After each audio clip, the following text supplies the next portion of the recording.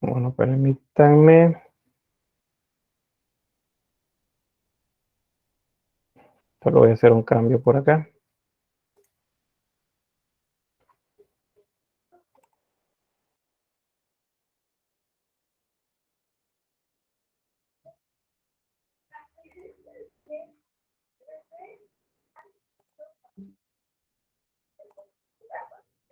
Bien, creo que hoy sí, sí, ahí estamos. Esta es la presentación. Bien, hice un cambio ahí por algo que igual les iba a informar. Fíjense que a partir de este tema, yo manejo dos tipos de presentación. Una presentación es la que desarrollo en la clase y otra presentación es la que les voy a compartir a ustedes en el aula virtual. La que les comparto a ustedes en el aula virtual tiene menos información que la que yo estoy mostrando acá. Y eso tiene una razón de ser. Es para que ustedes tomen apuntes. Así es que jálense su cuadernito ahí, eh, lápiz o lapicero, porque tienen que, algunos diagramas, algunos ejemplos de imágenes que les voy a mostrar, no vienen en la presentación que les voy a compartir a ustedes, sino que es algo que lo deben de retomar. Así que les hago ahí el aviso, igual les voy a avisar cuando lleguemos a la diapositiva para que pues tomen al menos la primera vez, de ahí en adelante es intuición de ustedes ver qué es lo que sí tienen que copiar y qué sí se los voy a compartir yo en el aula. Bien, tengo por aquí un mensaje. Dice Faustino. Bueno, no. Vamos a ver, porque ahí sí no es que diga que, o sea, toda la actividad tiene que ser el mismo día, pero la otra semana es cuando lo vamos a hacer. Probablemente el lunes, de hecho, es cuando les voy a compartir qué es lo que vamos a hacer. Entonces, pues ahí vamos a ver luego. Pero no puedo comprometerme que va a ser o sea, lunes o martes. Lunes lo vamos a ver, eso sí. Así que pues yo creo que no hay problema por ahí. Bien, entonces voy a iniciar. El arte del Renacimiento es la temática que vamos a trabajar hoy. Ustedes seguramente conocen ya alguna información acerca del Renacimiento, entonces me dicen por favor, así rápido, ¿qué recuerdan, qué conocen ustedes acerca del Renacimiento? ¿A qué les suena eso? ¿Qué es el Renacimiento?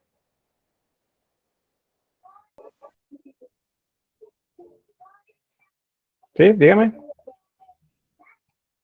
El Renacimiento por lo general es la época que sucede al final de la Edad Media y inicio de la Edad Moderna, en la cual hay un resurgimiento con la búsqueda del interés de la información y del conocimiento, así como que también se inicia una nueva etapa en la manera artística porque empezamos a desarrollar a buscar más el realismo y a ser más comprensivo con nuestras obras. Muy bien, gracias. ¿Está bien los datos? ¿Quién más?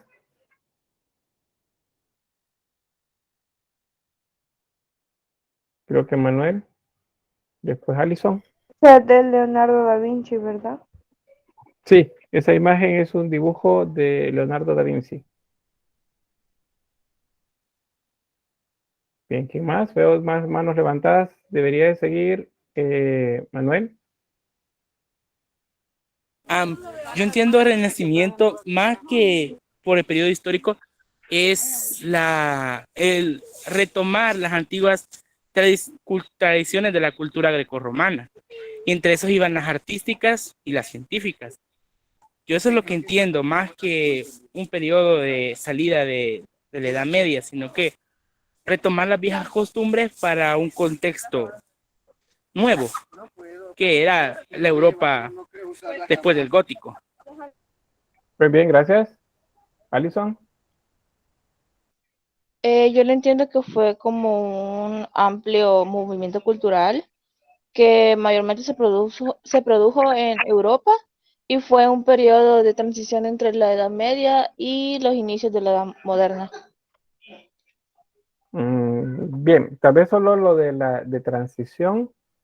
Es cierto, hay una etapa de transición, eso es entre el gótico y el renacimiento, y corresponde a la primera etapa que ya veíamos el Trecento italiano, donde vemos la pintura del gótico, de Giotto principalmente, y la primera etapa del Renacimiento, que es el Quattrocento. Entonces, por ahí sí hay un periodo de cambio, ¿verdad? Es decir, como de pasar de una época a otra. Pero, sin embargo, la edad moderna, como tal, comienza con el Renacimiento. Luego, ¿quién? Néstor. ¿No? Bueno, Álvaro también. Es el hombre de Vitruvio. Sí. Y el Renacimiento es un cambio en realidad, porque se pasa de una visión teocentrista a una antropocentrista, o sea, está más enfocada en el hombre y no tanto en la visión ya no se basa tanto en la visión de Dios. También por lo mismo hay un desarrollo también de las ciencias, porque ya no basta en sí como la respuesta religiosa, sino que hay un enfoque más a tratar de aprender y saber del mundo. Ahí está, me parece que en temas como la arquitectura, que se crea la cúpula en Florencia es que inicia todo, con temas como la arquitectura, el arte y todo esto. Muy bien, gracias por el dato. Manuel. En el caso de la imagen del hombre de Vitruvio, que es la que tenemos ahí, Vitruvio fue si no mal recuerdo, fue un ingeniero romano de la época de Julio César y de Augusto.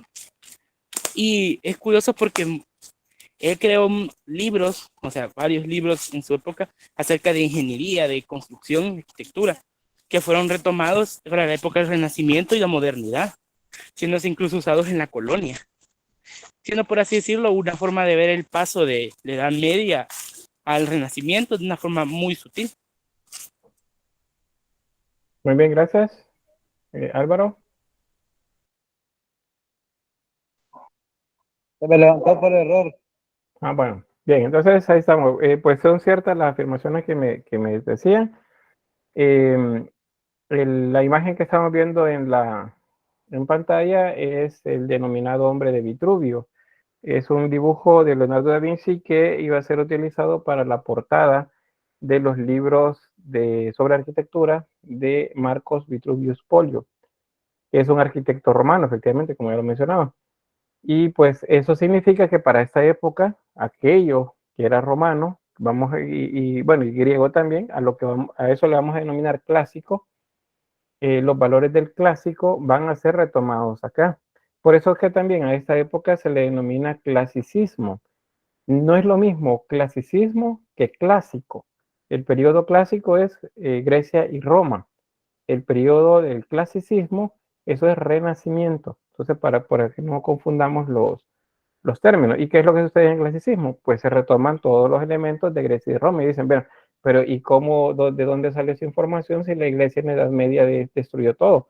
Y pues la respuesta es que la iglesia no destruyó todo, ni destruyó, por así decirlo, simplemente guardó en bibliotecas mucha de la información que existía, porque se consideraba contraria a los preceptos del momento. ¿Y cuáles eran esos preceptos del momento? Pues ya lo decían también ahí, el teocentrismo.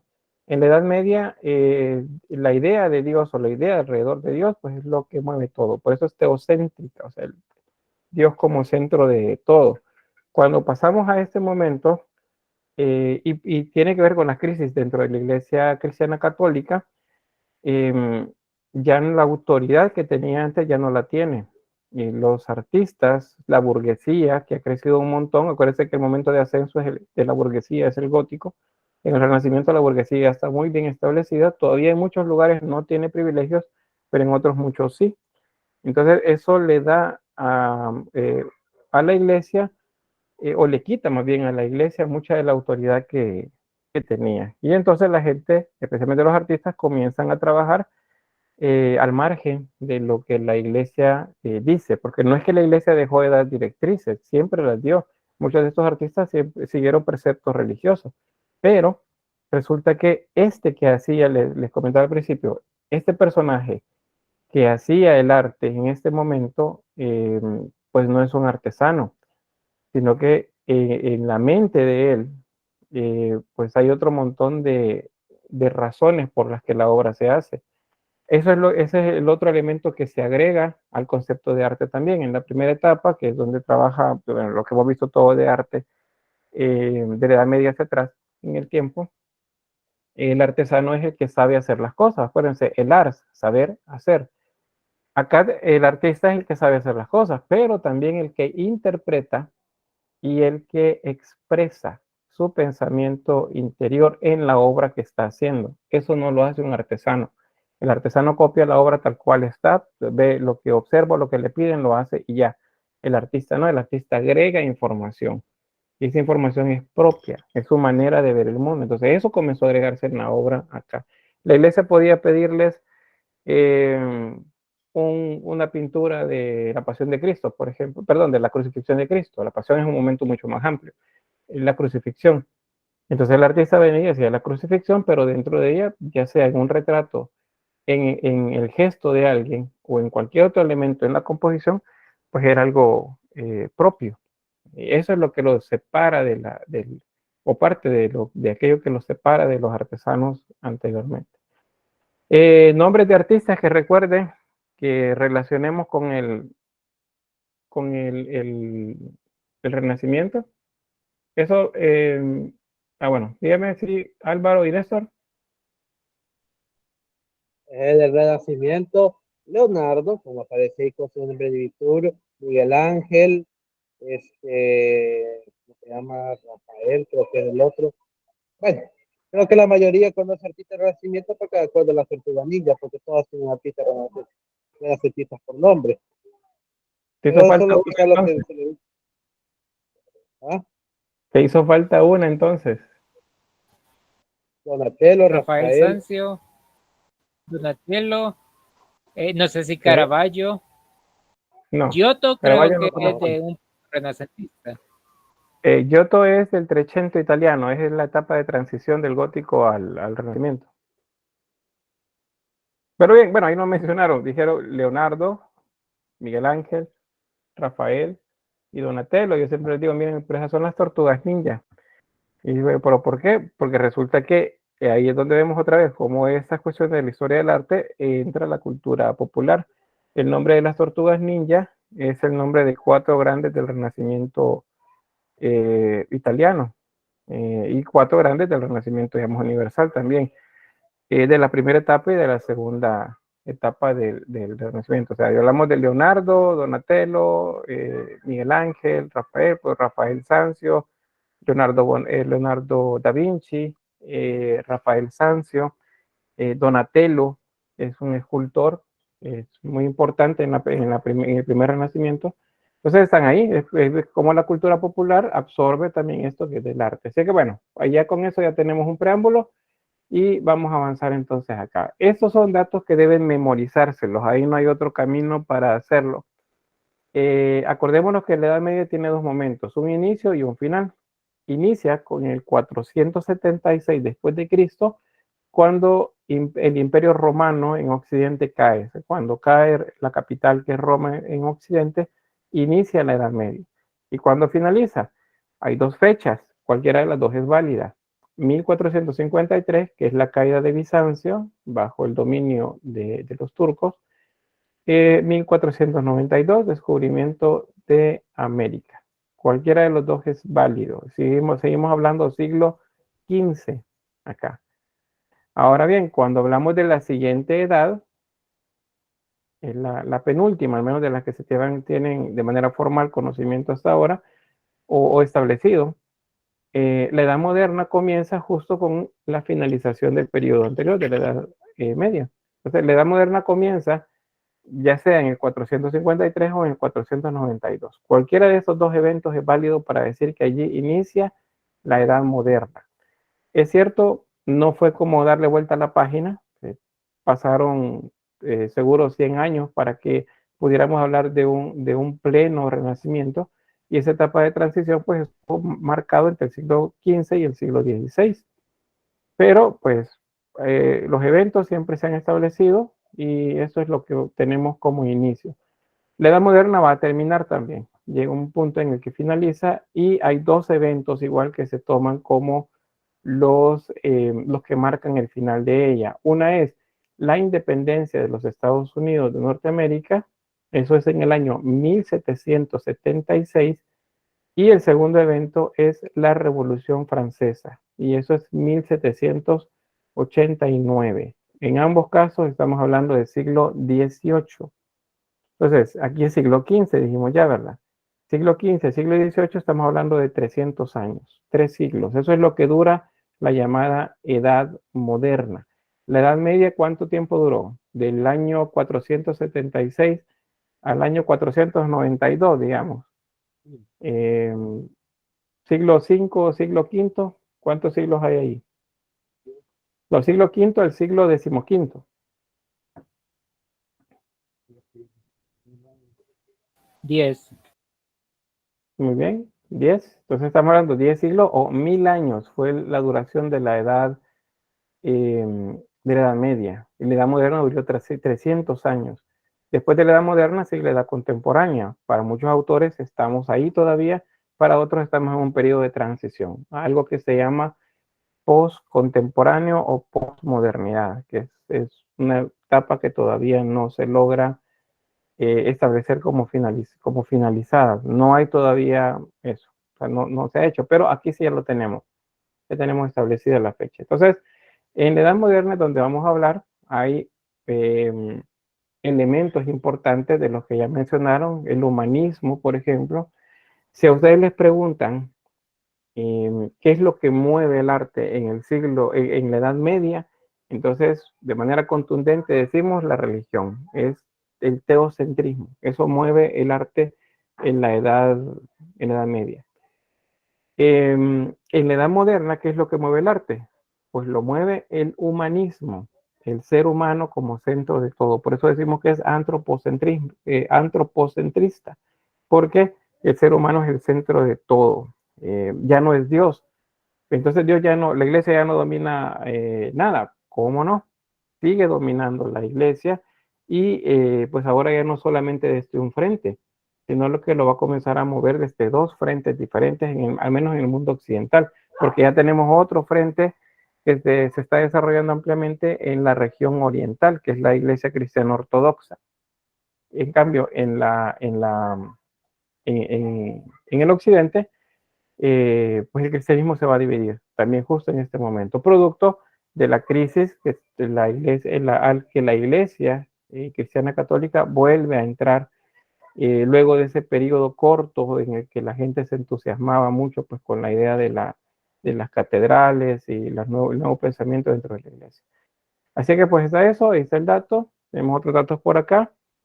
Hay un alzamiento o un afianzamiento más bien de los ideales relativos al progreso. O sea, el mundo se mira con una visión positiva, con mucha esperanza y con ideales de progreso, o sea, de avanzar, de mejorar la situación que se tenía.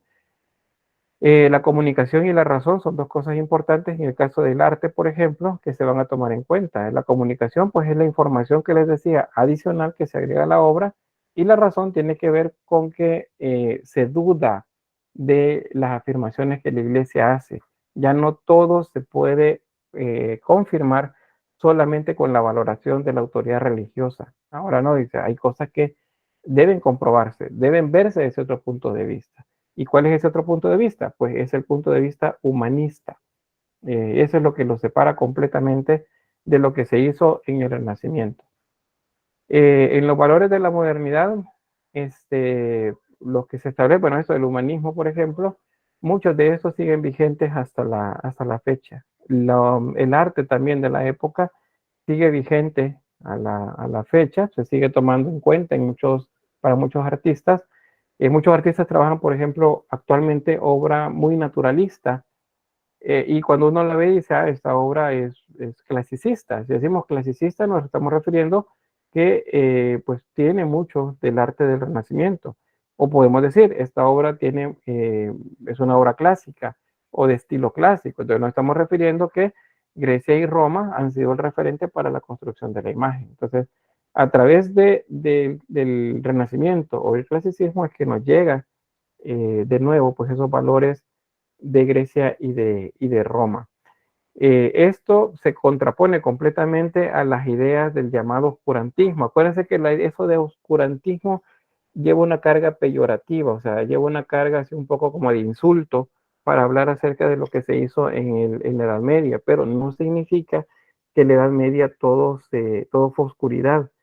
Sí se desarrollaron las artes, solo que bajo el techo de la iglesia. Ese sí era como el límite que tenía. Pero ahora la obra o el trabajo o las investigaciones ya no tienen ese techo. Ahora es como que estén dentro de una casa que no tiene techo y les permite observar más allá. Eso no se hacía antes. ¿Qué más? Igual que en la época clásica, como lo menciona acá, florecen la filosofía y las bellas artes. Todo lo que Grecia, principalmente, luego Roma, lo hizo también, se impuso, se realizó como avances al servicio del ser humano, se vuelven a tomar en cuenta. Y hay nuevos que aparecen también al servicio siempre del ser humano. Usted nos dice, en filosofía vimos, dice que que ahí donde comienzan a surgir los temas con polémicas con el fin de tener un concepto comprobado también. O sea, eso es lo que les mencionaba, de poner en duda lo que la iglesia afirma. Y bueno, de hecho la iglesia va a tener acá una sacudida bastante grande. Esa sacudida tiene que ver con las reformas protestantes, pero eso no significa que la religión va a dejar de tener incidencia, porque fíjense que si bien es cierto, Europa se divide a nivel religioso en dos bloques, que es el cristianismo católico y el cristianismo protestante, ambas vertientes tuvieron mucha incidencia también en el desarrollo científico y artístico en las regiones en las que dominaban. Por decirles algo, en la región de las Germanias o de la actual Alemania, hacia el norte de esa región, es donde más incidencia tuvo Martín Lutero. Hacia la región de Gran Bretaña, quien tuvo más incidencia fue las ideas de Calvino. Y en ambos casos dicen, es que solo la Iglesia Católica, por ejemplo, con la Santa Inquisición mataron a un montón de gente. Y pues no, para las otras vertientes cristianas, que son las protestantes, pues también hubo algo así como una inquisición también, que a lo mejor no se llamaba igual, pero también persiguieron gente que pensaba diferente, también quemaron mucha gente acusándoles de brujos o de brujas o de herejes, lo mismo hicieron. O sea, no cambia mucho eso, pero permite, sí, que muchos artistas tengan libertad.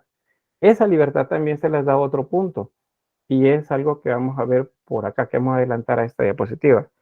Es el aparecimiento de nobles, pero principalmente burgueses, que van a tener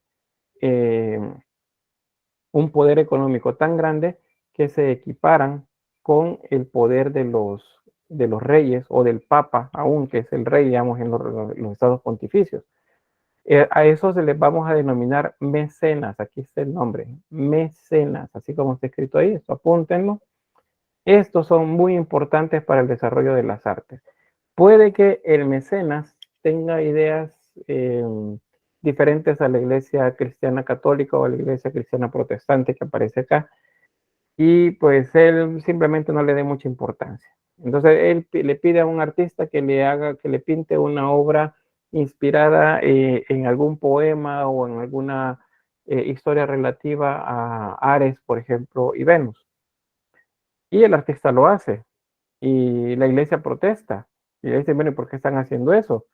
Y entonces, ¿qué creen que es lo que seguiría? Pues seguiría un castigo para el artista por parte de la autoridad religiosa. Pero resulta que a ese artista lo protege un mecenas.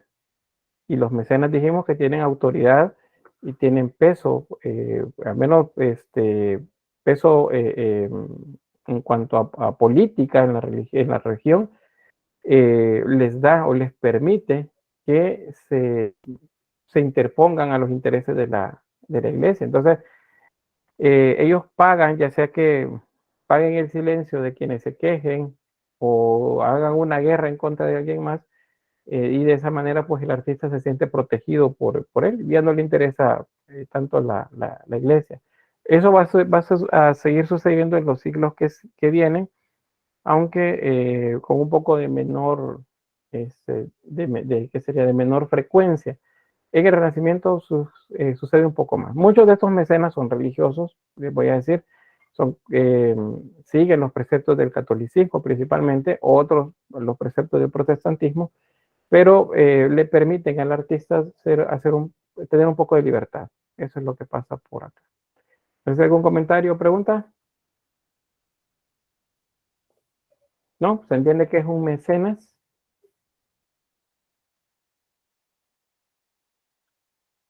Si no, pues que se los caracteriza. Muy bien, gracias. Pero resumiéndoles, el mecenas es alguien que tiene mucho dinero, tiene poder político y económico y es protector de los artistas. ¿Sí, Eduardo?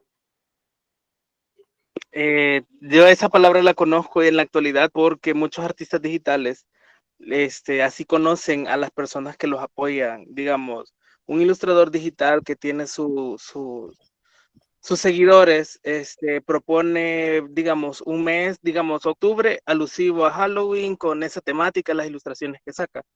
Entonces, las personas que lo apoyan, así lo conocen como mecenas. Entonces, ahora me hace clic con lo que estamos viendo ahorita. Muy bien, gracias. Hay un dato más hoy que lo mencionas y es pertinente que se los mencione, aunque no corresponden por época, pero por ejemplo, en el criptoarte, los NFT, un mecenas importante, tal vez no el único y tal vez el más importante, pero sí un mecenas importante es Snoop Dogg, si lo conocen, este rapero. Él compra NFTs y financia a artistas que andan en la vía de obra de criptoarte. Y es un mecenas, justamente es el mismo nombre el que se le da. Entonces, eso es algo, digamos, que ha sucedido a lo largo de toda la historia desde el Renacimiento en adelante. Pero en este punto son muy importantes. Y la mayoría, les digo, eran burgueses o son burgueses. Y eso les permite pues tener mucho poder económico y enfrentarse también a la autoridad religiosa o autoridad de un rey también. Eventualmente ellos se van a convertir en reyes también. O en algunos casos, por ejemplo, lo tenemos acá en la primera línea, tenemos dos papas, o sea, dos autoridades dentro del catolicismo, Julio II y León X. Si no hubiese sido por ellos, pues no tuviéramos ni la obra esta monumental arquitectónica que es el Vaticano, ni tampoco la obra de la Capilla Sixtina, por ejemplo. Entonces, son ellos los que financiaron a los artistas, Maderno, Miguel Ángel, para que la construyeran. Ellos pagaban al artista y lo mantenían, digamos, con todos sus gastos cubiertos para que les estuviera pintando. Y los artistas, bueno, otro aspecto también sobre los mecenas, los artistas se movían de una ciudad a otra buscando quién les pagara mejor. O sea, si el mecenas en Florencia, por ejemplo, no les estaba pagando lo suficiente, pues entonces ellos se iban a Venecia, por ejemplo, a buscar otro mecenas allá que les pagara lo que ellos consideraban que merecía su trabajo. Cuando estaban en guerra, porque también los mecenas, siendo reyes o gobernantes en sus naciones, entraban en guerra, pues ellos también tomaban un poco de partido o vendían sus ideas a alguno de ellos sin tener un partido específico. Si el mecenas de Venecia no les compró las ideas que ustedes tenían acerca de armas de guerra, les pongo el caso de Leonardo da Vinci, pues entonces se mueve a otro pueblo cerca, a otra nación cerca, y le va a ofrecer los inventos que él tenía de armas de guerra para que ataque al otro. O sea, se movían según sus intereses económicos también. Bueno, creo que eso está entendido, ¿sí, verdad? Y pasamos a esta otra, que son las rutas comerciales. Esto nos deja entrever también qué regiones eran como las más importantes en cuanto al movimiento comercial. Tenemos el norte de Europa, acá, la zona de las Germanias, parte también de las Galias, Bretaña, y bueno, Italia, la zona de los estados pontificios, Génova, Florencia, Venecia, por ejemplo, son ciudades muy importantes y son casi ciudades-estado. Sus gobernantes tienen sus diferencias con los de los alrededores y tratan de manera de conseguir mayor territorio, mayor dominio de rutas comerciales. El Papa de esta etapa es también un soldado prácticamente, es un guerrero, es un militar. Él va a la guerra junto con su ejército. Lo tenemos con León X, por ejemplo, que va a la guerra sin ningún problema. O sea, no es la idea del Papa que tenemos actualmente, ¿no? Estos son soldados que buscan cuidar sus intereses tanto económicos como militares. Bien, esta es Italia. ¿Y por qué Italia? Bueno, porque resulta que el primer renacimiento es italiano. El renacimiento en general es italiano, pero digamos que el inicio, como ya lo mencionaba antes, alguien es en esta región, es en Florencia, en la ciudad de Florencia. Por eso se denomina Renacimiento florentino, porque es en este lugar en donde el arte y los artistas van a tener inicialmente pues su aparecimiento. Aquí como tal, y de acá ellos mismos se van a ir moviendo a las ciudades de los alrededores de manera de ir ampliando pues el desarrollo del Renacimiento. Esa es la pirámide social. Digamos que no cambia mucho en lo que se refiere a las castas, pero nos va a ubicar en una sección casi que intermedia entre esos dos castas principales, que son la de los privilegiados y los no privilegiados, a los burgueses. Es decir, los burgueses logran colarse en medio o de la autoridad religiosa o de la autoridad civil monárquica, y pues eso incomoda a ambas partes acá, o se queda en la parte superior de la casta de los no privilegiados, y pues desde aquí hace guerra o tiene incidencia también en estas otras dos bloques de la casta de los privilegiados. Entonces, el rey siempre es el máximo gobernante, pero también lo es el papa en los estados pontificios, o sea, tiene la posición del rey. El señor burgués también va a tener una posición de rey en algunos lugares también, especialmente en el norte de Europa. Aquí tenemos la alta nobleza, caballeros, por ejemplo, los duques y todos los demás, y en el caso de España, por ejemplo, los hidalgos, gente descendiente de la nobleza con menos capacidad económica, por ejemplo. En el caso del cristianismo católico, es el Papa y los cardenales la primera línea, la segunda la constituirían obispos, abades, por ejemplo, los sacerdotes en las parroquias, y bajo de ellos los frailes y las monjas. Estos son los que andaban más cercanos en territorio de la gente. Los demás escasamente se veían o los veían de cerca. Estos sí eran los que andaban en territorio. Dominicos, franciscanos, jesuitas, todos los otros más aparecen por acá. Sobre la religión, aquí sí vamos a ver un cambio bastante grande, les mencionaba. Esto se va a romper, se va a quebrar, hay un cisma, un segundo cisma acá. El primer cisma fue unos 400 años antes, es cuando la iglesia cristiana católica se divide en ortodoxa y en católica propiamente. Ese fue el primer cisma, la primera división, pero ahora la iglesia católica otra vez se va a dividir en varias confesiones, no solamente en una. Anteriormente, si recuerdan, la disidencia pues se pagaba con la muerte. O sea, los cátaros, por ejemplo, decidieron tener una versión del cristianismo propia y se los acabaron a todos, los mataron. Pero en este caso les va a ser más difícil al cristianismo católico detener los cambios que habrán. Van a existir guerras, habrá mucha gente que va a morir por pleitos o diferencias más bien de la manera como se ve la religión, y va a ser el cambio más persistente, hasta el punto en el que la Iglesia Católica va a perder territorios en los que antes tenía pues obispos, grandes catedrales ahí, y se van a convertir esas regiones en lo que se llaman estados protestantes o regiones protestantes también. A veces solo son ciudades dentro de un territorio católico, por ejemplo, los que piensan de manera diferente. Esa nueva visión, esa nueva concepción del mundo, del ser humano y la religión, pues es lo que va a llevar esos cambios. Sin embargo, no podemos decir que hay una libertad completa para la ciencia o para el arte. Siempre el teocentrismo está ahí presente, pero ya no es el que gobierna. Ahora acuérdense que el que gobierna es el antropocentrismo o el ser humano como centro de todo. Acá. Eso significa que aun cuando veamos pintura religiosa o arte religioso, vamos a encontrar en ella elementos humanistas. Y es por eso les decía, el artista ahora agrega información de su manera de ver el mundo. Y esa manera de ver el mundo es humanista. Por eso lo agrega. Y la iglesia lo acepta pues sin problema. No tiene problemas con eso. Porque puede ser utilizado también de manera doctrinal para enseñarle a la iglesia, a la feligresía, pues siempre sobre los aspectos del pecado o de la salvación. ¿Preguntas acá? ¿No? ¿Se va entendiendo todo?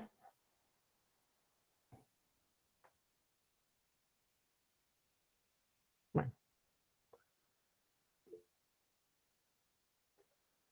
A ver, sí, Manuel. En el caso del cisma religioso, todo el mundo siempre pone como que el cisma religioso comienza con Lutero, ¿no? De ella, de la edad moderna, ¿no? Todos ponen como que el cisma comienza con Lutero, pero verdad que hubieron protestantes anteriores, ¿verdad? O sea, como Calvino, creo que Calvino era anterior a Lutero, pero sé que como que el caso de Lutero tuvo más redundancia que los de los demás, o ¿cómo? Sí, el caso de Lutero, bueno, pues quizás antes porque vamos a ver eso, justamente la reforma, voy a mencionarles solamente lo de los aspectos de la crisis religiosa, para luego hablar de Lutero y de Calvino. Entonces, bueno, acuérdense que la crisis tiene que ver con que la iglesia pierde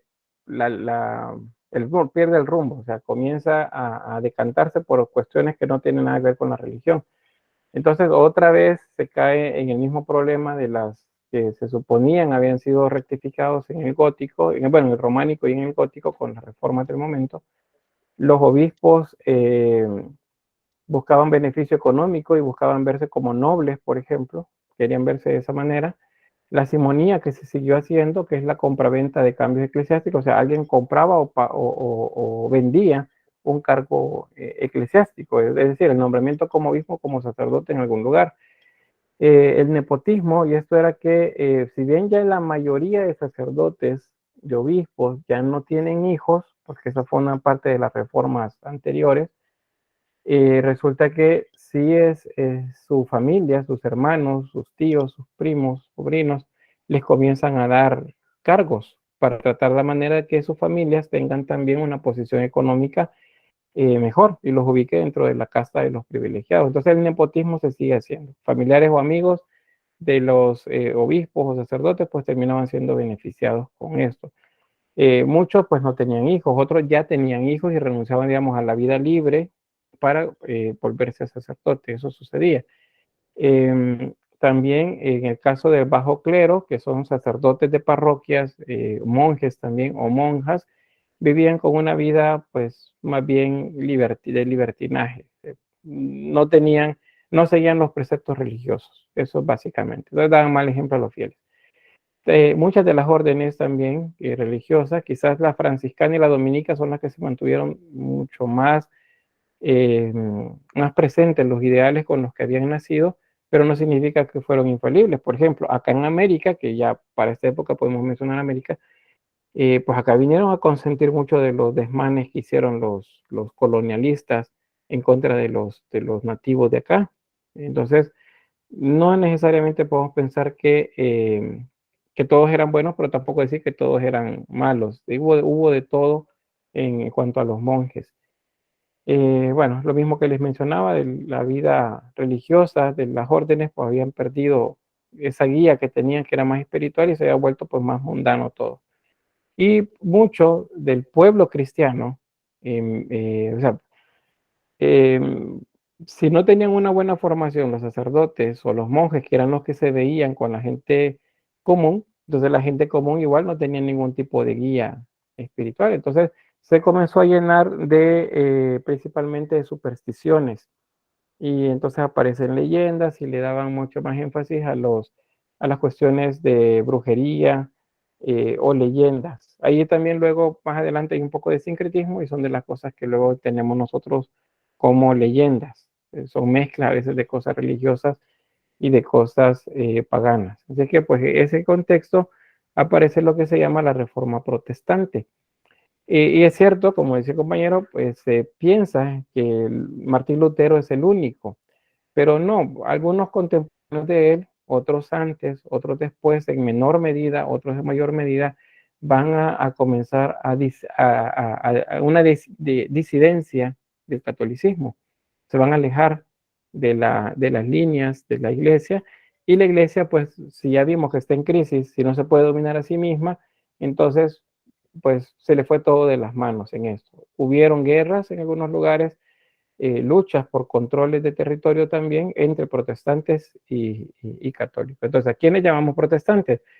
Pues a los que protestan. ¿Y qué protestaron? Protestaron justamente contra todos los vicios que les acabo de mencionar que se estaban haciendo dentro del catolicismo y optaron por separarse. Martín Lutero era un monje y entonces él luego de estudiar mucho, o sea, él de su crisis religiosa interna, en la que cuestionaba mucho la vida de sus compañeros religiosos. Muchos de ellos querían pues tener una vida más religiosa, digamos, más santa, pero no podían porque el contexto no les permitía. O sea, había un relajamiento de, de los aspectos religiosos muy grande. Entonces ellos optaron por conformar un grupo con Martín Lutero como líder y él escribió 95 tesis, o sea, 95 afirmaciones en contra de lo que la Iglesia Católica estaba haciendo. Y de esa manera se separó. Y se paró frente a una iglesia y clavó todos esos aspectos en los que protestaba en contra de la iglesia. Y ahí se llevó un buen grupo de sacerdotes y de monjas, pues que abandonaron sus órdenes religiosas y se pusieron más bien a predicar pues una nueva manera de ver el mundo, rectificando lo que la Iglesia Católica estaba haciendo. Entonces, este primero es Martín Lutero. En Alemania es el lugar donde comienza esta, digamos, revolución dentro del cristianismo. Y pues él, como les mencionaba, pues él quería hacer las cosas bien, pero el contexto no se lo permitía. Entonces optó mejor por alejarse, porque le preocupaba su propia salvación y la de muchos de sus compañeros. Entonces él se rebela en contra de un montón de cosas. Les decía, son 95 tesis las que puso en el castigo de Wittenberg en contra de indulgencia. Primeramente, la indulgencia es un pago que se hace por el perdón de los pecados. Antes ya se hacían, si se acuerdan, hacer el camino de Santiago concedía indulgencia. Yo hacía el camino de Santiago desde París, llegaba a la catedral, llegando al lugar hacía una ofrenda a la iglesia y mis pecados pues habían sido perdonados. Aún si no hiciera una ofrenda religiosa, monetaria, se me perdonaba por todo el sacrificio que había hecho en el camino ese de peregrinación. Pero resulta que con el tiempo ya no fue necesario hacer el camino, sino que solo que pagaran. Ustedes pagaban la cantidad que les pedían y entonces ustedes ya eran salvos, ya tenían ganada pues la salvación. Entonces, eso y muchos otros aspectos que no voy a ahondar acá, pero que pueden ustedes buscar en la web, fueron las razones por las que pues él se separa. Otro de estos reformistas, que es como lo mencionó el compañero, ven acá está 1483 a 1546, ese es Lutero. Y Calvino es de 1509 a 1564, o sea, son contemporáneos, no es que fue así como antes Calvino, sino que son contemporáneos. Calvino es francés y él pues tenía una manera diferente también de ver la religión y tenía que ver con la predestinación. Según esta idea, pues estamos predestinados a ser salvos o a no ser salvos. O sea que por más que hagamos, portemos bien, si ya en los planes de Dios está que nosotros seamos salvos, entonces pues vamos a ser, nos vamos a salvar al final de nuestra vida. Pero si por el contrario nosotros no vamos a ser salvos porque Dios ya lo decidió, pues por más cosas buenas que hagamos, simplemente no vamos a llegar ahí. Esa es la predestinación. Esto niega algo que en el catolicismo se profesa, que es el libre albedrío. O sea, Dios, dicen a los católicos, ha dado la posibilidad de que pues seamos buenos o seamos malos según nuestra propia decisión. O sea, yo lo decido. Esa es una facultad que me ha dado Dios. Según Calvino, no. O somos salvos o no somos salvos. Y eso es fuera de nosotros. Entonces, ese fue un problema también. Eso estaba en contra de los preceptos del catolicismo y entonces pues fue rechazado y él optó por predicarlo y tuvo muchos adeptos a esto. Entonces, las ideas de él van a estar en el norte de Europa, igual que las de Lutero, y van a tener incidencia en Inglaterra posterior a algo que va a suceder. Porque sucede que en Inglaterra, este gobernante, que si se fijan es igual, es contemporáneo de los anteriores.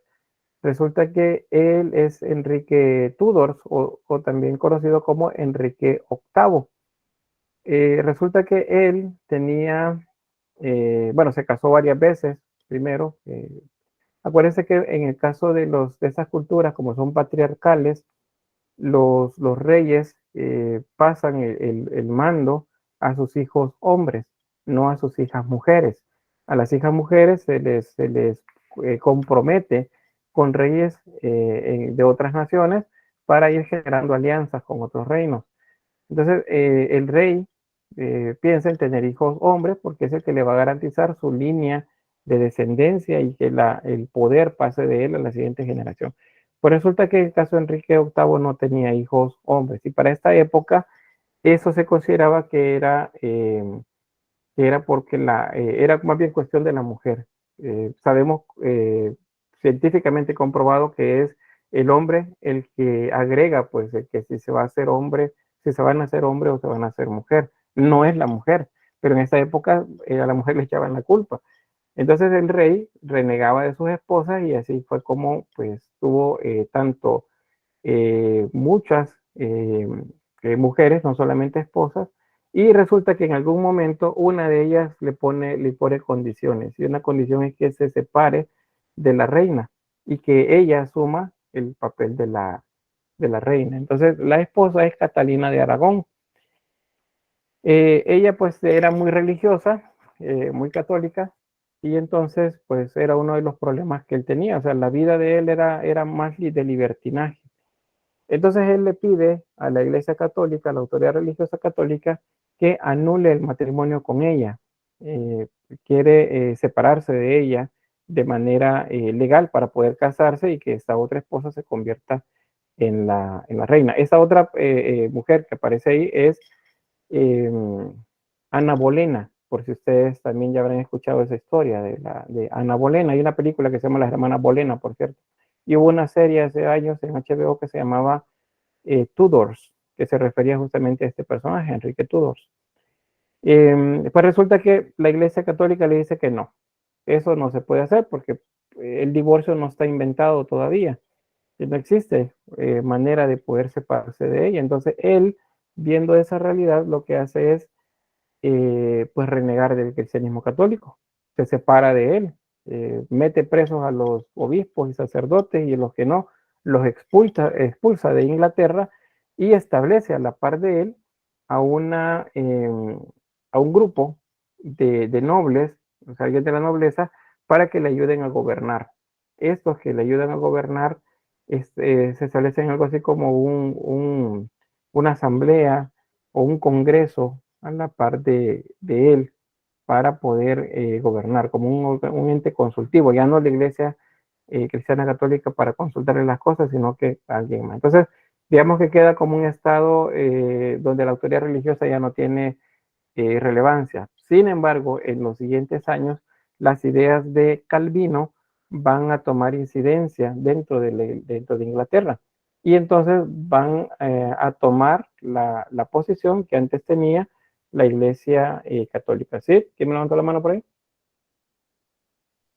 Yo, licenciado, yo vi con una compañera y también se me ocurrió cuando mencionó la ruptura de Inglaterra y su relación con la Iglesia Católica, es cuando nace la Iglesia Anglicana, la de Church of England, Correcto. como le dicen ellos.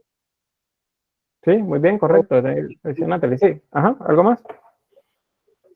Y esa iglesia, si uno se pone a verla, es bien liberal, es más liberal y aún que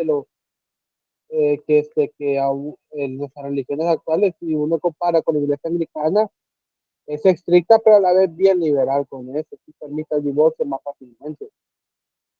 De Ujú. hecho, muchos españoles, como un dato de color, como dicen ahí, muchos españoles, para la época de la dictadura de Franco, que en ese primaba la iglesia católica como sacrosanta tutora del Estado, iban a Gibraltar o a Londres para hacerse anglicanos y poderse divorciar. Muy bien, gracias por el dato. Esas son de las cosas que pasaban justamente ahí. Muchos de los que no estaban conformes con la Iglesia Católica, pues entonces migran a estos lugares. Entonces ahora hay una libertad, un relajamiento de las costumbres religiosas y también veamos un poco más de libertad. La Iglesia Anglicana, como lo decía ahí Natalie, y también lo mencionaba el compañero, pues es la que aparece, no aparece inmediatamente, sino que aparece eventualmente con el tiempo. Es la Iglesia de Inglaterra, la anglicana, que se basa en las ideas de Calvino, acuérdense, es el reformista que más incidencia tiene ahí. En los lugares, en el de Alemania, norte de Alemania también, donde estos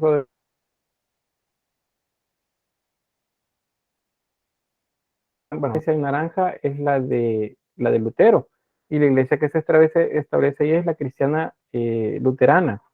Como vemos aquí en verde, es la anglicana, que son las ideas de Calvino. Y es bueno, este Juan Knox es en Escocia también, siempre en Gran Bretaña, otro de los reformistas, y así otros más que en pequeño aportan. Bueno, aquí tenemos a Calvino, y vemos el mapa. Todo lo que está en gris es de incidencia cristiana católica, pero en esta región especialmente, en el centro norte de Europa, va a haber mucha incidencia de Calvino y de Lutero, mayormente. Por eso acá de Juan Knox casi no les muestro mucho. Y la reforma de Enrique VIII, acuérdense, Enrique VIII nada que ver con lo religioso, lo que quería era casarse de nuevo. Y solo por un tiempo, porque al final, le voy a contar el final de la historia, al final termina mandando a matar a Ana Bolena, acusándola de haberse metido con el mismo, un familiar, no sé si el hermano o el primo, no recuerdo muy bien. Entonces, porque él quería liberarse otra vez de ella y casarse otra vez. Entonces, es bien compleja la situación que se desarrolla por acá con las crisis religiosas. Y quiero que noten estas dos regiones, Portugal y España, e Italia. Notan que acá no vemos puntos, esos puntos naranjas o rosas o verdes de las iglesias protestantes. Es porque acá la incidencia del catolicismo es grande, o sea, muy, muy grande. Y lo va a hacer también en América. Acuérdense que ya para esta época podemos hablar de América. Especialmente en la región en donde España, principalmente Portugal, tienen incidencia como una nación, como un imperio colonialista. En esos lugares, pues lo que más va a incidir es el catolicismo. Pero en Norteamérica, por ejemplo, ahí vamos a tener las ideas tanto de Francia, de los ingleses, y entonces por eso es que la incidencia es de las iglesias protestantes en esa región. O sea, hay más protestantismo en esa región aún actualmente, porque la incidencia fue esa. O sea, esa fue la religión que llegó ahí. En el cambio, en el resto de América fue el catolicismo. Ahora hay más católicos, me parece, en América que en Europa. Pues somos más naciones y es un territorio más grande, ¿verdad? Pero pues de ahí es donde vino todo esto. Veamos por acá. Sí, Álvaro, solo leo nada más por acá lo que dice Rolando. Dice, si no me equivoco, por frustración mandó a matar a su esposo porque no le daban hijos varones. ¿Sí? Por ahí va la historia de él. Bien, ¿sí? Me levantó la mano. Con respecto al dato que dijo que ahora actualmente hay más católicos en las Américas que en Europa, hay que recordar que América fue un pueblo sumiso y nosotros tomamos las tradiciones católicas y le dimos con nuestra idiosincrasia criolla indígena, digamos. Por ejemplo, el 3 de mayo es una celebración indígena que le hicimos católica. Pero lo que pasó en Europa, que bajó también en la incidencia de la iglesia, fue la llegada también desde las reformas políticas, porque, por ejemplo, en Europa empezó a haber más libertad política, entonces la gente se desencantaba de la iglesia. Y quizás si uno mira un mapa en Europa de la distribución de actualmente la religión, puede ver que los países más desarrollados son los que menos religión tienen. Llámese países escandinavos, llámese Alemania, llámese Holanda. Ahora, otros países del Mediterráneo siguen teniendo son como la América Latina de Europa, siguen teniendo alta concentración de religión. Pues bien, gracias por el dato. Sincretismo es la palabra que usa el Néstor sobre lo que decía el compañero. Algo de eso van a ver luego en la historia 3 ustedes, en el siguiente ciclo, cómo es la incidencia del cristianismo. Y mayormente lo van a estudiar cuando estén en la historia 4, digo, cuando se ve ya el papel pues, de los colonialistas acá en América y el arte que se produce también. Bueno, voy a avanzar. Acá es un cuadro de resumen, no le voy a explicar tanto porque es lo que he estado explicando hasta este momento, solo mencionarle, aquí aparecen las causas de la reforma, luego la reforma protestante, quienes son los que van a tratar de rectificar esto, y digo tratar porque al final no lo terminan haciendo del todo, pero digamos que se mejoran mucho, en muchos aspectos se deterioran otros, pero pues algo hizo. Y resulta que la Iglesia Católica se queda con los brazos cruzados, o sea, acaba de perder territorios, políticamente eso es grave. Hace un mea culpa sobre lo que se está haciendo, sobre lo que está sucediendo y comienza a rectificar también. En parte de esa rectificación se da a través del llamado Concilio de Trento. Acuérdense, los concilios son estas reuniones extraordinarias, muy importantes dentro del catolicismo, donde se establecen los elementos de guía, las leyes también con las que se va a regir la Iglesia Católica. Entonces, manda a una reforma del clero, o sea, una depuración en la que se expulsen aquellos que están con esas actitudes que no son religiosas, manda también a que se mejore la formación de los que van a ser sacerdotes, de los que van a ser obispos también, que se aleje de la incidencia tanto de la monarquía como la burguesía, que ya no tengan tanta incidencia en la vida de los religiosos, porque eso es algo de lo que hizo que se olvidaran pues de lo que tenían que hacer. Y aparecen otras órdenes religiosas también que apoyan mejor el trabajo de esto que se denomina contrarreforma. Esa es la respuesta a la reforma protestante, la contrarreforma. Junto con la contrarreforma viene un endurecimiento también de los castigos para aquellos disidentes. Ahí es donde vemos que el papel del Santo Tribunal para la Doctrina de la Fe se vuelve más contundente. Y ahí es donde se habla del dedo índice de la Iglesia Católica. El dedo índice es con el que señalamos, ¿verdad? Decimos, ¿dónde está la plaza? Está allá y señalamos con la mano. Entonces, se le denomina a la Santa Inquisición el dedo índice porque es la que señala quiénes son los que se están alejando de los preceptos. Y a estos hay que castigarlos, ya sean sacerdotes, monjas o el ciudadano común, o aún los líderes, que serían burgueses o monarcas. Claro que la mayor incidencia, el mayor ensañamiento, voy a decir, de esos disidentes va a ser en contra del pueblo común, no tanto contra la realeza. Pero ahí es donde vemos la Santa Inquisición. Ahora, ¿qué sucede en el arte en esto? Que la reforma protestante va a abrir a los artistas de las zonas, especialmente donde los protestantes tienen más incidencia, a un abanico de temas en los que aparece la crítica. ¿Se acuerdan de El Bosco y la crítica que hacía en sus pinturas acerca de las órdenes religiosas, por ejemplo, los franciscanos o las monjas? Pues eso es permitido o se lo permite el artista porque en esa región la Iglesia Católica no tiene tanta incidencia, o sea, no teme que la Santa Inquisición llegue hasta allá. Y en todo caso, si llegara, él tiene mecenas que lo van a proteger, que van a pagar, ya sea, que sería una cuota, en este caso estamos hablando de un soborno, para que no le hagan nada, por ejemplo, o va a incidir a nivel verbal con la gente, a nivel político, perdón, verbal y político sería, con la gente que de dominio, de mayor poder. Entonces el artista se siente protegido en esa región. Ahora, la reforma protestante va a dar pie a un tipo de arte que no es renacentista. La reforma se da durante el Renacimiento. La contrarreforma se da a finales del Renacimiento, pero la incidencia la vamos a ver en el Barroco. Y eso es porque esto manda a que se aumente la cantidad de recursos didácticos para que enseñarle a la gente, porque la gente estaba perdida, o sea, la gente no sabía ya de religión. Entonces, las iglesias se llenan de pinturas, de esculturas o de elementos simbólicos que nos hablan acerca de la religión. Entonces, a nivel de arte, digamos que eso es lo que hace que aparezca el denominado arte barroco. Y el barroco es una sobrecarga, acuérdense, de imágenes religiosas o de imágenes decorativas, formas decorativas. Entonces, ese es el producto, o digamos la consecuencia en el caso del arte. Para los reformadores va a bajar la cantidad de imágenes. O sea, los reformistas dicen no hay imágenes, no hay pinturas, no hay esculturas. ¿Por qué? Porque el Antiguo Testamento manda que no se hagan imagen de nada. Entonces, acá en la reforma vamos a ver, los países reformistas, vamos a ver una baja bastante significativa de representaciones religiosas. Pero vamos a ver con la contrarreforma, por el contrario, en los lugares en donde el catolicismo tiene incidencia, que aumenta de manera bastante grande eso.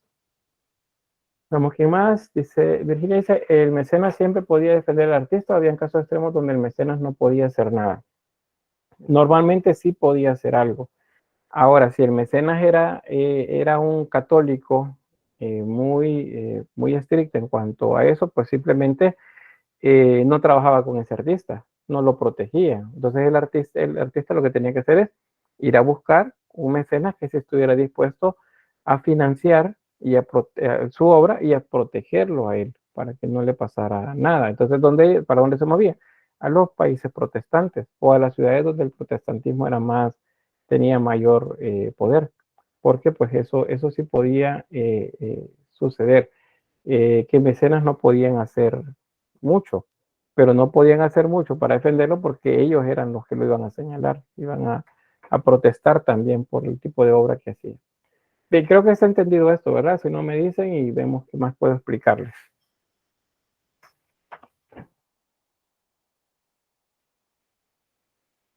¿No? ¿Estamos bien entonces? Sí. Bien. Entonces, en ese contexto que vimos ya, ahora vamos a hablar acerca del arte propiamente. Bueno, ya les mencioné que sí el arte está presente dentro de las reformas.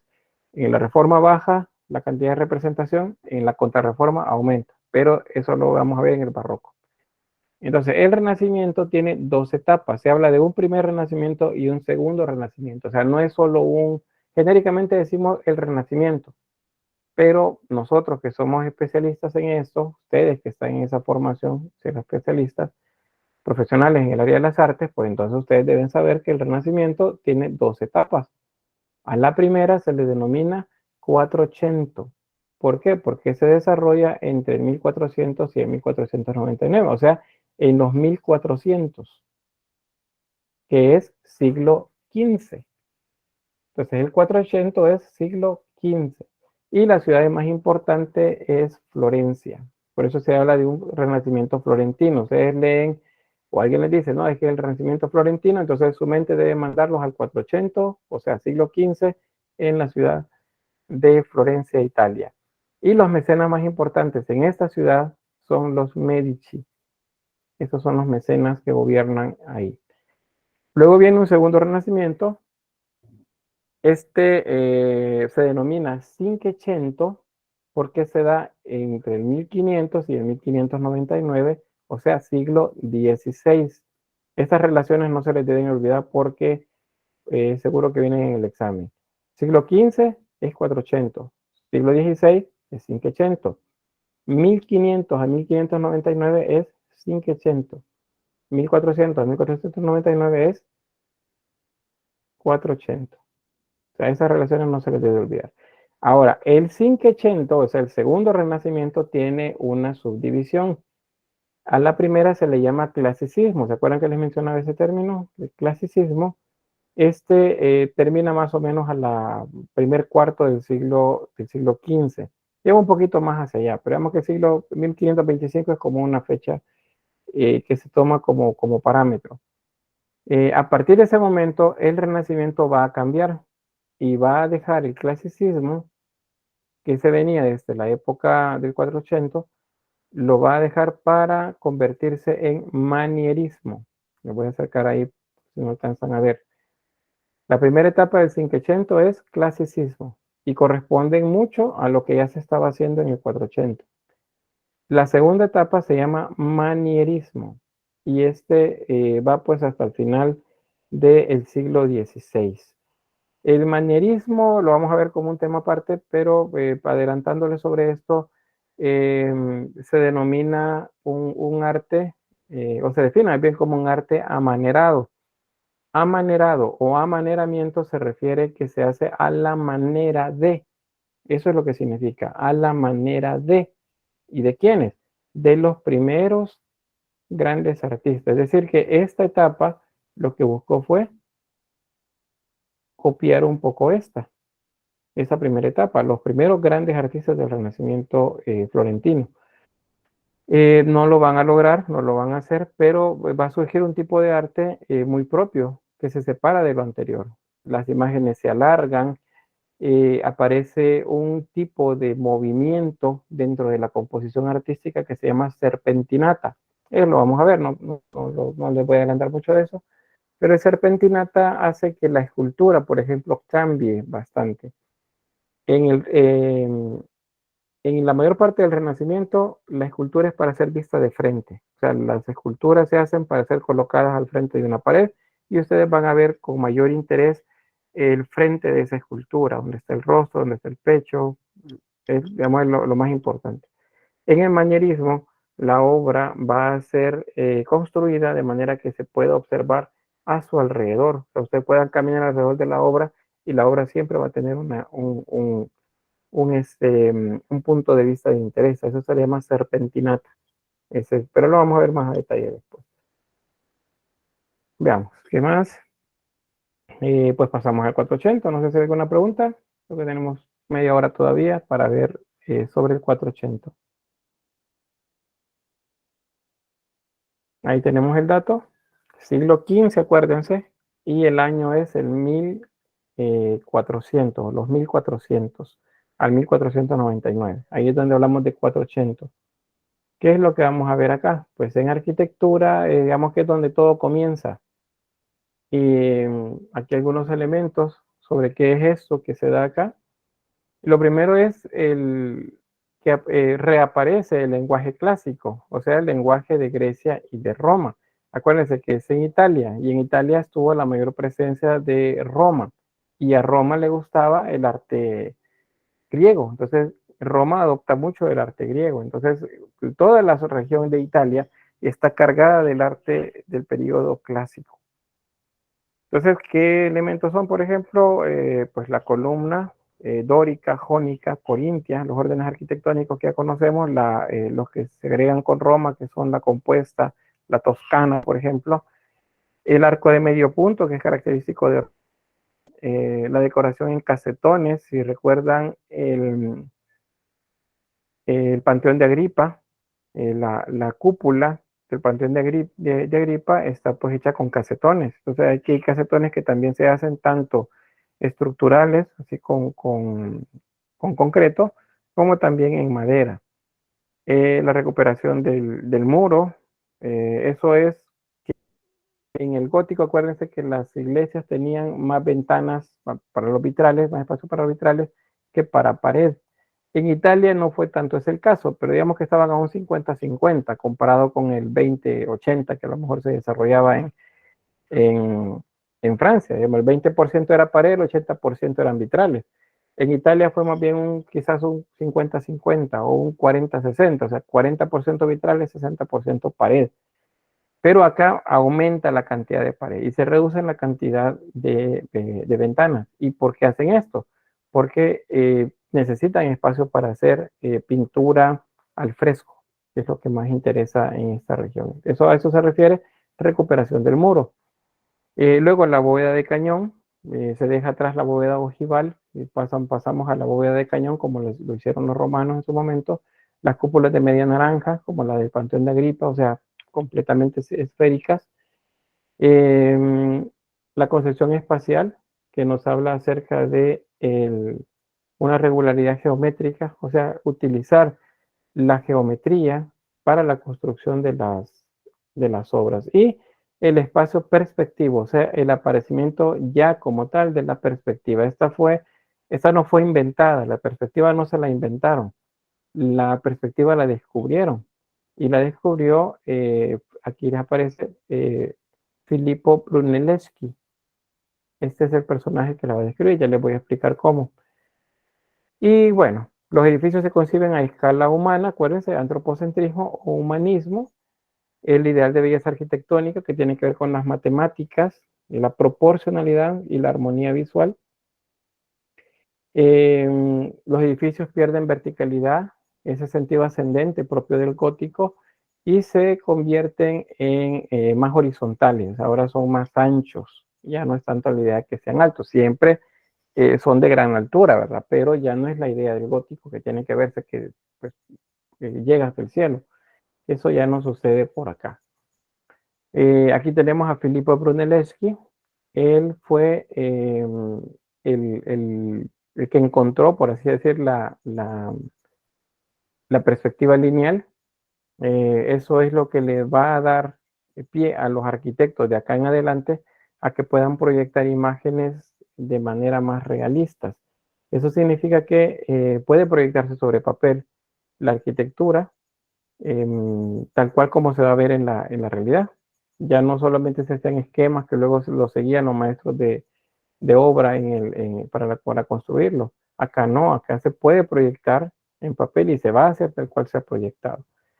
Eso Brunelleschi lo hace a partir del estudio del batisterio de Santa María del Fiore o Santa María de las Flores en Florencia. Entonces lo que él hace es esto, le voy a acercar acá.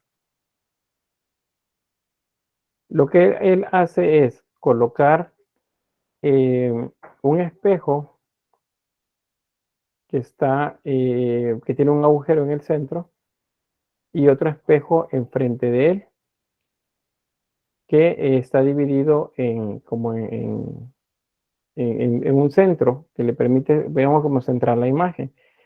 Entonces él observa en ese espejo, que él se para frente al batisterio, pone un espejo como lo ven acá ustedes, apuntando hacia el batisterio, y pone otro espejo apuntando hacia el primero, o sea, hacia él, un espejo enfrente de otro. Si ustedes se acuerdan de esto, bueno, si han estado seguramente en medio de una sala que tiene dos espejos, uno frente al otro, lo que sucede es que la imagen se va hacia el infinito. O sea, la imagen que se refleja de manera infinita, hasta que se pierde de vista exactamente a donde alcanza el ojo a ver. Entonces, eso fue lo que descubrió él. Eso fue lo que vio al hacer este ejercicio. Y cuando movía los espejos, movía su punto de vista, entonces resulta que la perspectiva cambiaba, la forma del edificio cambiaba y las proyecciones eran diferentes. Entonces, esto fue lo que él comenzó a estudiar, y aquí es donde propiamente nace. Esto es lo que él veía. Eran dos espejos, uno viendo hacia el edificio y otro viendo hacia él. Entonces, esto es lo que está haciendo por acá.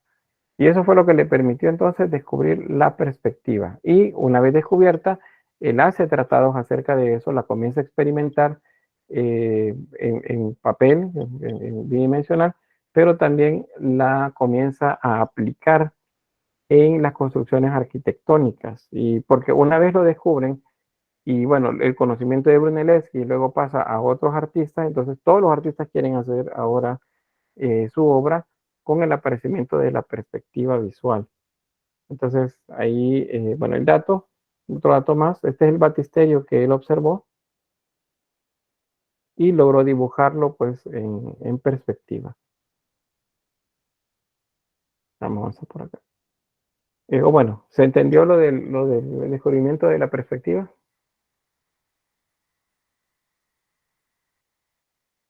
¿Sí? Ustedes hicieron, recuerdan, hicieron perspectiva de 1 punto, 2 puntos, 3 puntos en dibujo 1, me parece.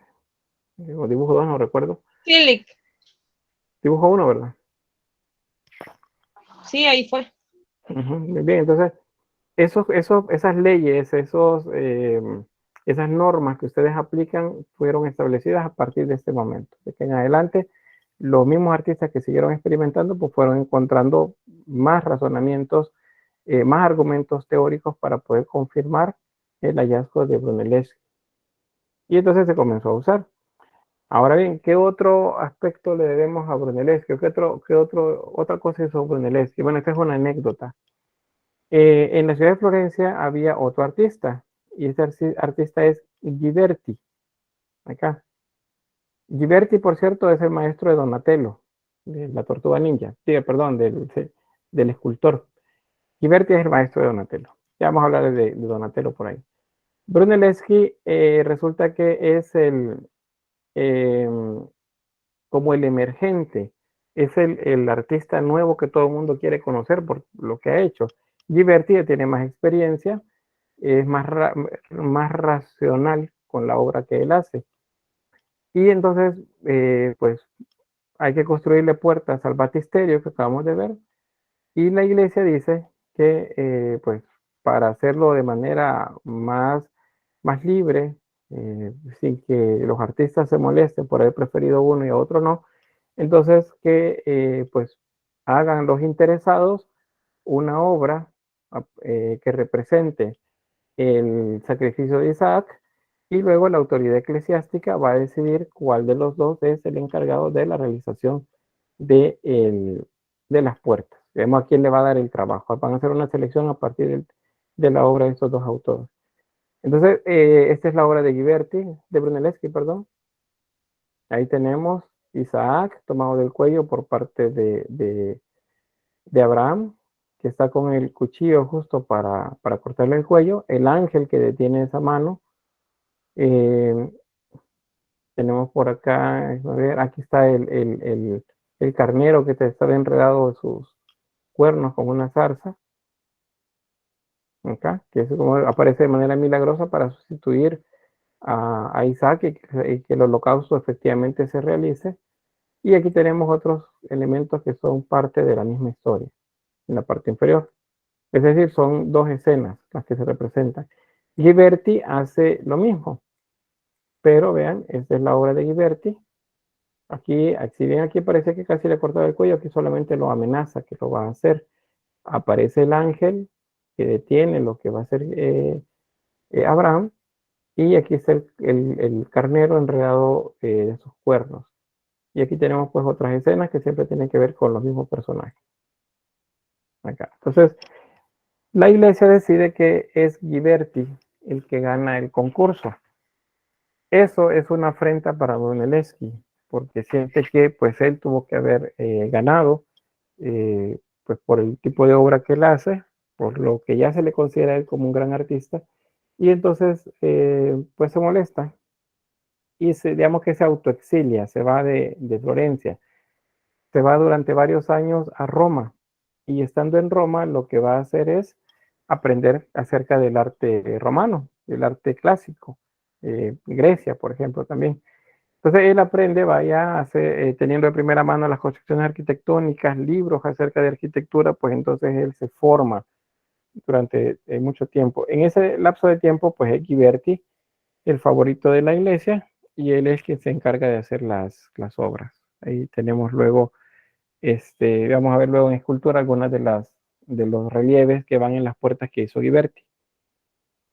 Pasado cerca de 10 años, Brunelleschi regresa a Florencia, ha crecido intelectualmente, como artista ha crecido también, y entonces pues él piensa que ya es tiempo de regresar. Vuelve a la ciudad y se encuentra que la ciudad pues sigue cambiando. Hay mucho consumo de arte, arquitectura, escultura, pintura, y entonces va y se pone al servicio de la iglesia también. Acuérdense, la iglesia es un mecenas. Resulta que ellos dicen que quieren hacer una cúpula para la catedral, y la catedral es esta es la catedral de Santa María de las Flores. o lo van a encontrar también como Santa María del Fiore. Esa es esta catedral. Entonces la catedral está hasta acá. Tiene la torre campanario, porque acuérdense que estos edificios eran construidos en diferentes momentos. Entonces hay tanta arquitectura románica como arquitectura gótica, gótico italiano en esto que estamos viendo aquí. Vemos que la vista que tiene ahorita es gótico italiano. Ahí tenemos el inglete, ¿cómo se llama? El rosetón, la torre campanario, es muy alta, pero no le habían terminado la cúpula. Y es ahí entonces donde dice, bueno, hagamos la cúpula. Entonces Brunelleschi se pone al servicio de ellos, pero le dicen que el artista que la iglesia tiene en ese momento es Ghiberti. Pero que pues para probar quién es el que tiene mayor capacidad para hacer la cúpula, pues hacen un concurso otra vez. Y ese concurso ahora lo gana Brunelleschi. Y entonces él es el encargado de hacer la cúpula, que es esa que vemos acá. Con lo aprendido en Roma, él establece pues un tipo de cúpula, que es una cúpula sobre otra cúpula. O sea, hay dos cúpulas acá, una interna y una externa. Y también como el edificio antes del Renacimiento se hacían más bien hacia cálculos, bien el cálculo matemático, pero no eran infalibles al 100%. Entonces hay un error en la base de la base de la cúpula. Y entonces pues eso se corrige y la obra la hace en función a esos elementos que ya están ahí, que no son del todo exactos. Y bueno, le agrega una lucerna en la parte superior. Y aquí tenemos pues la obra. Entonces, la cúpula es obra de Filippo Brunelleschi. Él fue el que la hizo. Hay una anécdota, por cierto, acá, hay anécdotas que se cuentan, que vuelven así como interesantes la historia, que él le dedicó mucho trabajo, pasaba día y noche supervisando la obra, trabajando él, haciendo cálculos para que la obra fuera extraordinaria y de esa forma pues desbancar del puesto que tenía Ghiberti. Tanto esfuerzo, tanto trabajo, tantas penurias seguramente que pasaba por terminar la obra, se enfermó y entonces cayó en cama, como decimos, y pues no se levantaba y todo el mundo temía que Ghiberti fuera a morir por la enfermedad. Entonces, la iglesia le da, porque no quiere que se atrase esto, y le da a Ghiberti la misión de terminar la cúpula. Y eso llegó a los oídos de Brunelleschi. Entonces cuenta la anécdota que Brunelleschi, del enojo que tenía, olvidó, porque no voy a decir que se curó, pero se olvidó de la enfermedad y frente a todo, pues se levanta y se va hasta la obra para tomar el puesto que para él le correspondía, que es el de jefe de la obra. De manera que Ghiberti no tuviera mucho que ver acá, porque de hecho Ghiberti, él no quería trabajar con Brunelleschi como un subalterno, él quería ser digamos, el dueño del mérito de esta obra. Pero esa es la anécdota, que Brunelleschi se curó de manera milagrosa, con tal que Ghiberti no fuera a meter mano en la cúpula. Pueden buscar esas historias ahí en Google. ¿Bien, alguna pregunta?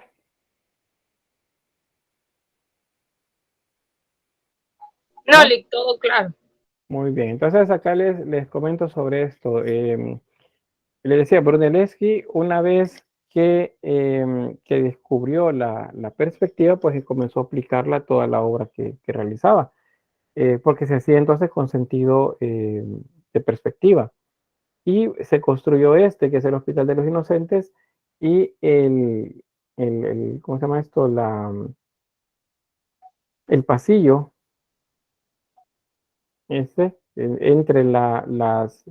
intercolumno, los arcos, y bueno, los arcos acá también de la bóveda, resulta que lo construyó de manera que pudiese observar esto, la perspectiva, y que la perspectiva fuera lo más exacta posible. Y se dirigieran todas las líneas de la composición arquitectónica hacia un solo punto. Ahí. Eso lo comienza a aplicar no solamente en los exteriores, sino también en los interiores. Bueno, ahí le quedan algunos datos sobre los elementos decorativos. Los medallones es la imagen donde está el personaje, ese niño en medio.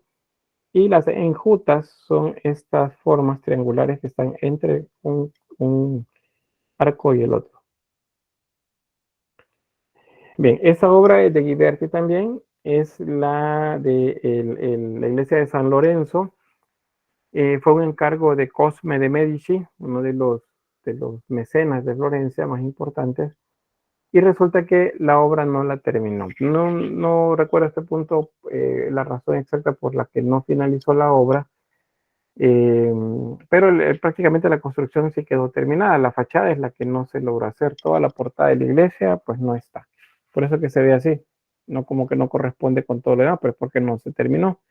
Pero en los interiores, aquí podemos ver que pues sí se avanzó bastante. Vemos características romanas en esto que observamos. Es una planta basilical. Ya sabemos que eso es el propio de Roma. Los arcos de medio punto. Estos son elementos del románico también, los ojos de buey, los tragaluces. Aquí tenemos el transepto, donde va la cúpula, los casetones para el techo. ¿Okay? Y resulta que, pues si ponemos atención a esto y aplicamos la perspectiva, observamos que ahí está la perspectiva. O sea, todas las líneas se corresponden a un solo punto de encuentro. Y ese punto de encuentro es el altar. O sea, si ustedes se paran al inicio, a la entrada de la iglesia, pues todas las líneas se dirigen hacia el altar. Todas las líneas de la perspectiva. Ahí está la estructura. Es una planta de cruz latina. Son 3 naves. El transepto crucero, donde está la cúpula con pechinas. Y luego los ábsides, que son las sacristías y el coro. Acá. Y bueno, otras capillas que están hacia los lados. Aquí, noten, aquí está la forma de la cruz. Bien, ¿qué otros artistas aplican los mismos elementos? Pues, por ejemplo, Alberti o León Battista Alberti es uno de los artistas que van a seguir esas líneas que ya está usando Brunelleschi, y pues comienza a construir en función del periodo clásico. Tenemos pilastras corintias, frontones, esto que es romano, son el tipo de entrada convexa, las cúpulas, las lucernas en la parte de arriba, la simetría, todo eso es el clasicismo, propiamente pues ya de este momento. Ahí tenemos también de Alberti. Esta obra tampoco se finalizó, pues la obra debería verse de esta forma, pero pues este es el estado actual que tiene, y corresponde a lo mismo. Vean, columnas corintias. En la parte de arriba no está exactamente pues qué tipo de columna iba a ser o qué pilastras, y tienen estrías, que eso es propiamente griego. Los arcos de medio punto o peraltados en algunos casos, es decir, arcos de medio punto elevados, y pues eso es parte de la obra que así tenemos esta, y hasta ahí llegamos con lo que se refiere a la arquitectura. ¿Alguna pregunta?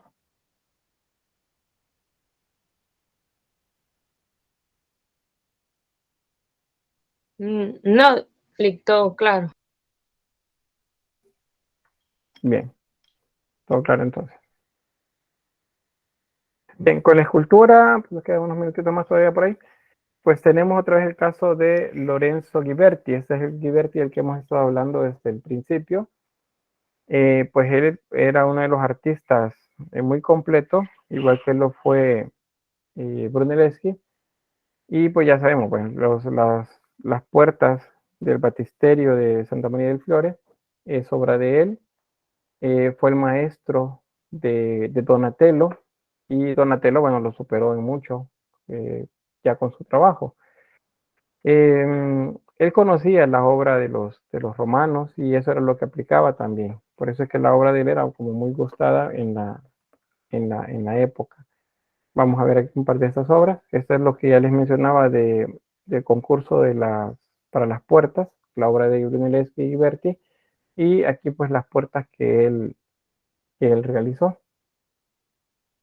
Y en las obras que él hizo, aquí tenemos este ejemplo, este es el que les voy a explicar hoy. Este es el panel superior, este está ubicado acá, de la tercera puerta del baptisterio. Esta es una construcción que se hace a partir de varias escenas y corresponden al tema del Antiguo Testamento de la creación. Ahí tenemos, ven.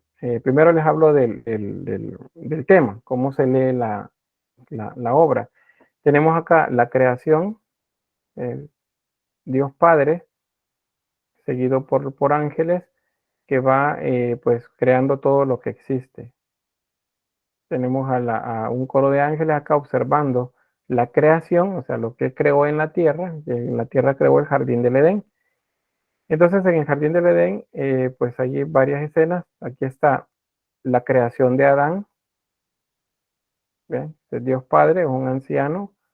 Que sea anciano significa, pues tanto que se está tomando como base uno de los dioses principales de los griegos y romanos, que puede ser Cronos, puede ser Zeus, Poseidón, de los dioses más, de los mayores. Puede ser eso lo que se tome, pero también la idea que mientras mayor sea la persona, más sabia es. Entonces, un anciano significa que es muy sabio. Esa es la idea de Dios, o dentro de la iconografía de Dios, que es un hombre sabio.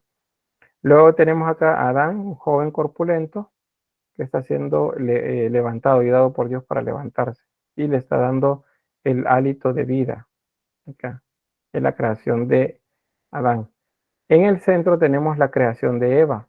Aquí otra vez aparece Dios Padre, sosteniendo con una mano a Eva, que está siendo extraída de un costado del cuerpo inerte de Adán. Tenemos a Adán en abajo, y aquí Eva, que está siendo sostenida por ángeles con forma de niños.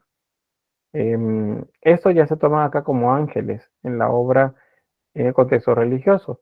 El origen, acuérdense que son los amores con los que se pintaba o con los que se representaban la idea de Venus y de Ares. Que acuérdense que fueron pareja y tuvieron hijos entre ellos. Entonces, eso es lo que está representando los angelitos ahí atrás. Luego tenemos acá al fondo, con un énfasis menor, el pecado. Ahí está Adán, Eva, desnudos, al centro el árbol de la sabiduría y una serpiente que se enreda en él.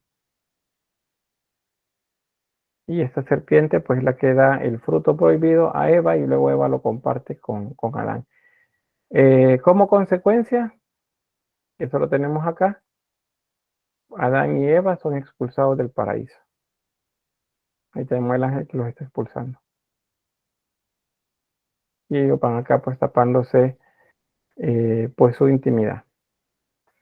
Ahora bien, eso es con la lectura del tema. La lectura de la imagen. Acá vamos a decir que de manera magistral Ghiberti logra representar en una misma escena bastantes planos, una fuga de planos muy importante en la obra. Y para eso hace la aplicación de principios, por así decirlo, normas para la construcción de los relieves. Una de esas normas, uno de esos principios es que la imagen, mientras más cerca del observador está, es más grande. Sin contar el caso de Dios, que acuérdense que en este punto Dios siempre lo va a representar más grande porque se entiende que es más importante, es mayor que los demás. Entonces tenemos acá el nacimiento o la creación más bien de Adán. Y vean, mientras más se aleja, el tamaño es menor. Estos ángeles son mucho más pequeños. Igual acá, el tamaño de Adán y Eva en estos primeros planos, vean el tamaño de Adán y Eva en el fondo, son más pequeños. Entonces, mientras más cerca del observador, más grande. Otro es, mientras más cerca del observador, mayor volumen. Mientras más se aleja, el volumen es menor. Vean el volumen de Dios Padre acá. Sobresale de la superficie y vean el volumen de Dios Padre aquí. Apenas se percibe en el fondo. Vean estos árboles. Los árboles que están más cerca tienen un volumen mayor, una textura mayor, y los árboles que se alejan, que están atrás, tienen una volumetría menor. Eso también, eso sustituye el recurso que utilizaban en las culturas antiguas de la yuxtaposición. En la yuxtaposición que veíamos desde la época sumeria, por ejemplo, si querían representar a un personaje que está atrás, lo que hacían era, lo ponían atrás, básicamente, pero con el mismo tamaño del que estaba adelante. Y si había alguien todavía más atrás, entonces tenía el mismo tamaño del que estaba adelante, pero estaba más arriba. A eso se le llama yuxtaposición. Entonces, acá ya no se usa yuxtaposición, sino que las imágenes, mientras más atrás, más pequeñas y menos volumétricas. 2 puntos ahí. Lo siguiente, el énfasis en color va a ser mayor siempre y cuando los elementos estén en primeros planos o tengan un interés significativo para el artista. Y para que el artista dice, bueno, quiero que vean más cierta área. Entonces ahí se entra la atención en cuanto al volumen, en cuanto a textura y en cuanto a color.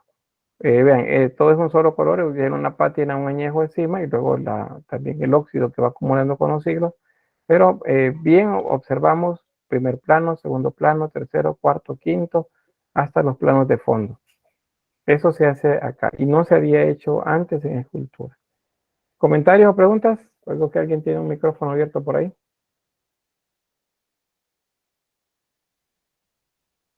Ya lo apagan. ¿Comentarios o preguntas?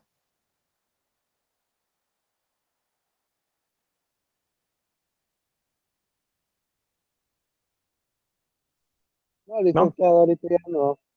No. Voy a quedarme acá y ya tenemos la grabación.